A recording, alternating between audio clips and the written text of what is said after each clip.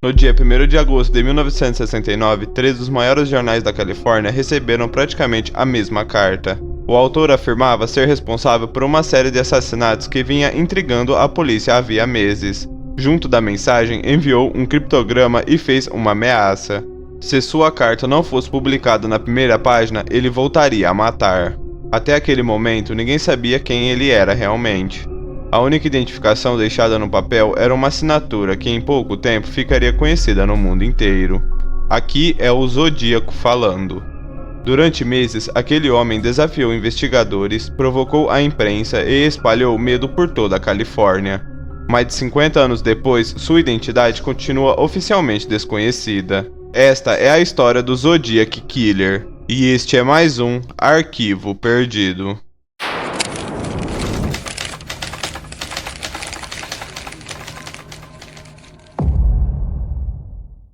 Para entender como esse caso começou, é preciso voltar alguns meses antes da primeira carta chegar aos jornais.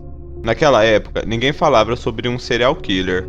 A polícia acreditava estar investigando apenas mais um homicídio ocorrido em uma estrada isolada do norte da Califórnia. Na noite de 20 de dezembro de 1968, David Faraday, de 17 anos, e Beth Lou Jensen, de 16 anos, saíam para um encontro.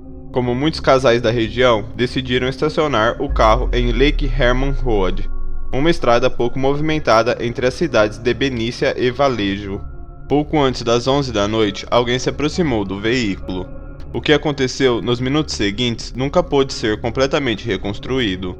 As evidências indicavam que David foi baleado próximo ao carro. Beth conseguiu sair do veículo e tentou fugir correndo pela estrada, mas foi atingida por vários disparos antes de cair. Quando a polícia chegou ao local, não encontrou sinais de roubo, nem qualquer indício claro sobre a motivação do crime. Os pertences das vítimas continuavam onde estavam, e nenhuma testemunha conseguiu identificar quem havia atirado contra o casal. Nos dias seguintes, investigadores entrevistaram familiares, amigos e moradores da região. Diferentes hipóteses foram analisadas, mas nenhuma explicava o que havia acontecido naquela noite. Sem um suspeito e com poucas evidências, a investigação perdeu força rapidamente. Por mais de 6 meses, aquele duplo homicídio permaneceu sem resposta. Até que na madrugada de 4 de julho de 1969, outro casal foi atacado a poucos quilômetros dali. Darlene Ferrin, de 22 anos, e Michael, de 19, estavam dentro de um carro estacionado em Blue Rock Spring Park, nos arredores de Vallejo. Pouco depois da meia-noite, um veículo entrou no estacionamento e parou atrás deles. Inicialmente, o motorista pareceu ir embora, mas poucos minutos depois retornou e estacionou novamente atrás do casal. O homem desceu do carro segurando uma lanterna. Michael acreditou que fosse um policial realizando uma abordagem de rotina. No entanto, assim que chegou à janela do veículo, o desconhecido sacou uma arma e começou a atirar. Darlene morreu pouco depois de ser levada ao hospital. Michael, apesar de gravemente ferido, sobreviveu ao ataque. Foi ele quem forneceu a primeira descrição do atirador, afirmando que se tratava de um homem branco, de compleição robusta e com cerca de 26 a 30 anos de idade. Menos de uma hora depois, o Departamento de Polícia de Vallejo recebeu uma ligação anônima. O homem do outro lado da linha informou o local onde o casal havia sido atacado e afirmou ser o responsável pelo crime. Antes de desligar, também assumiu a autoria do duplo homicídio ocorrido em Lake Herman Road, meses antes. Pela primeira vez, os investigadores perceberam que os dois ataques provavelmente estavam ligados, mas ainda não sabiam que poucas semanas depois, o próprio assassino faria questão de revelar ao mundo como queria ser chamado.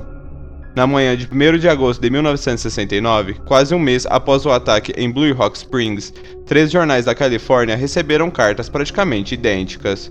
Elas foram enviadas ao Vallejo Times Herald, ao São Francisco Chronicle e ao São Francisco Examiner. Em cada uma delas, o autor assumia a responsabilidade pelos 2 ataques ocorridos em Lake Herman Road e Blue Rock Springs. Para convencer a polícia e a imprensa de que dizia a verdade, descreveu detalhes dos crimes que ainda não haviam sido divulgados ao público. Essas informações fizeram os investigadores acreditarem que o remetente realmente tinha ligação com os assassinatos. Além da confissão, cada carta continha um trecho de um criptograma. O autor afirmava que as 3 partes formavam um único código. e exigia que fossem publicadas na primeira página dos jornais. Caso contrário, ameaçava sair novamente naquela mesma semana para matar mais pessoas. Os jornais decidiram publicar as mensagens. A notícia rapidamente ganhou repercussão em toda a Califórnia, e o caso deixou de ser uma investigação restrita à região de Vallejo para se tornar um assunto de interesse nacional. Poucos dias depois, em 7 de agosto, uma nova carta chegou ao São Francisco Examiner. Nela, o autor respondia às dúvidas levantadas pela imprensa, e encerrava a mensagem com uma frase que ficaria marcada para sempre na história do True Crime. Aqui é o Zodíaco falando. Era a primeira vez que o assassino utilizava o nome Zodiac. A partir daquele momento, policiais, jornalistas e a população passaram a se referir ao criminoso por esse apelido. Enquanto as cartas ocupavam as manchetes dos jornais, milhares de pessoas tentavam decifrar o criptograma enviado pelo assassino. Pouco tempo depois, um casal de professores, Donald e Betty, conseguiu resolver grande parte do código. A mensagem, porém, não revelava a identidade do autor. Em vez disso, trazia frases confusas, nas quais ele dizia gostar de matar pessoas porque aquilo lhe proporcionava uma espécie de prazer, e afirmava acreditar que suas vítimas se tornariam seus escravos após a morte. Apesar da repercussão das cartas e da decifração do criptograma, a polícia continuava sem saber quem era o homem por trás daquelas mensagens. E antes que qualquer suspeito pudesse ser identificado, o Zodiac voltaria a atacar. Dessa vez, de uma forma completamente diferente das anteriores. Na noite de 27 de setembro de 1969, pouco menos de 2 meses após se apresentar ao mundo como Zodiac, o assassino voltou a agir. Dessa vez, o ataque aconteceu às margens do lago Berryessa, no condado de Napa. Brian Hartnell e Cecilia Shepard aproveitavam a tarde à beira do lago, quando perceberam um homem caminhando em direção a eles. Diferente dos ataques anteriores, ele não tentou surpreender as vítimas. Aproximou-se lentamente e iniciou uma conversa. O homem vestia uma roupa escura e usava um capuz preto, que cobria completamente o rosto. Na altura do peito havia um símbolo já conhecido pela polícia e pela imprensa, um círculo cortado por uma cruz, o mesmo utilizado nas cartas assinadas pelo Zodiac. Ele afirmou ser um fugitivo da prisão e disse precisar do carro do casal para fugir até o México. Em seguida, ordenou que Brian e Cecilia fossem amarrados.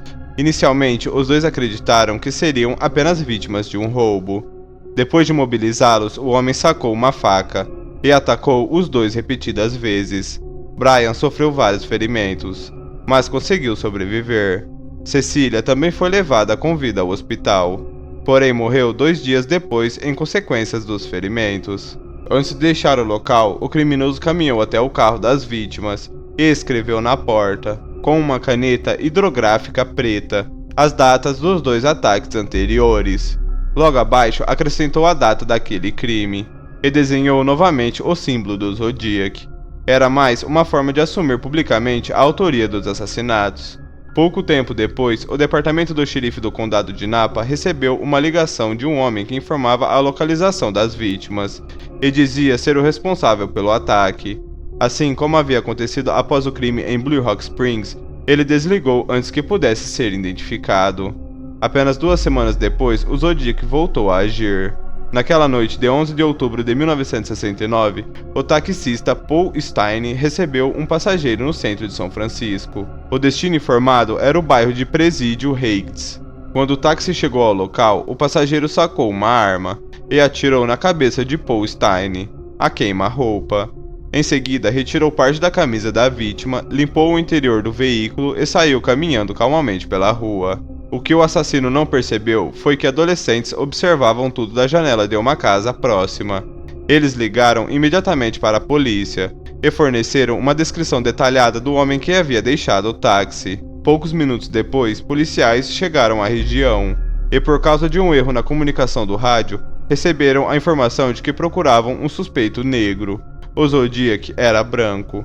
Por isso, um dos agentes que passou por um homem com características semelhantes às descritas pelas testemunhas não realizou a abordagem. Dias depois, o próprio assassino enviou mais uma carta ao São Francisco Chronicle.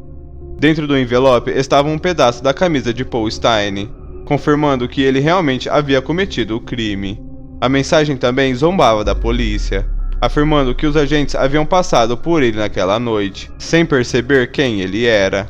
Naquele momento, o Zodiac já havia deixado de ser apenas um assassino em série. Ele havia transformado a própria investigação em um jogo contra a polícia, usando cartas, provocações e evidências para mostrar que continuava sempre um passo à frente. Após o assassinato de Paul Stine, a investigação mudou completamente de escala. Até então, os crimes estavam concentrados em cidades menores da região de Vallejo e Napa. Agora, o Zodiac havia matado em São Francisco, uma das maiores cidades da Califórnia, diante de testemunhas e praticamente à vista da polícia. Nas semanas seguintes, investigadores de diferentes departamentos passaram a compartilhar informações na tentativa de identificar o assassino. O problema era que cada crime havia sido investigado por uma agência diferente, o que dificultava a troca de evidências e atrasava o andamento do caso. Enquanto isso, o Zodiac continuava escrevendo. Entre o fim de 1969 e os anos seguintes, dezenas de cartas chegaram aos jornais e à polícia. Algumas continham novos criptogramas, outras traziam ameaças, provocações e críticas à cobertura da imprensa. Em várias delas, o autor fazia questão de lembrar que ainda estava livre. Nem todas essas cartas, porém, foram consideradas autênticas. Com a enorme repercussão do caso, diversas pessoas passaram a enviar mensagens falsas para jornais e delegacias dizendo ser o Zodiac. Ao longo dos anos, especialistas precisaram comparar escrita, conteúdo e evidências físicas para tentar separar as correspondências verdadeiras das imitações. Em novembro de 1969, outro criptograma foi enviado à imprensa. Durante décadas, ele permaneceu sem solução. Diferentemente do primeiro código, ninguém conseguiu decifrá-lo, utilizando as técnicas disponíveis na época. A polícia também passou a receber centenas de denúncias. Homens considerados estranhos por vizinhos, ex-colegas de trabalho, parentes e conhecidos passaram a ser investigados. Em pouco tempo, a lista de suspeitos já contava com dezenas de nomes. Entre todos eles, um chamou mais atenção que os demais: Arthur Leggett Allen. Ele morava na região onde os primeiros crimes aconteceram. Possuía um relógio da marca Zodiac. Despertou suspeitas de pessoas próximas, e ao longo dos anos teve sua casa revistada diversas vezes. Essas coincidências fizeram com que muitos investigadores acreditassem que ele poderia ser o assassino. Apesar disso, nunca foi encontrada uma prova definitiva contra Allen. Impressões digitais, análise de escrita e anos depois, exames de DNA não produziram evidências suficientes para ligá-lo diretamente aos crimes. Mesmo sendo o principal suspeito durante décadas, ele jamais foi acusado pelo caso Zodiac. Outros nomes também entraram na investigação. Alguns foram denunciados por testemunhas, outros chamaram a atenção por semelhanças físicas, ou por estarem próximos aos locais dos crimes.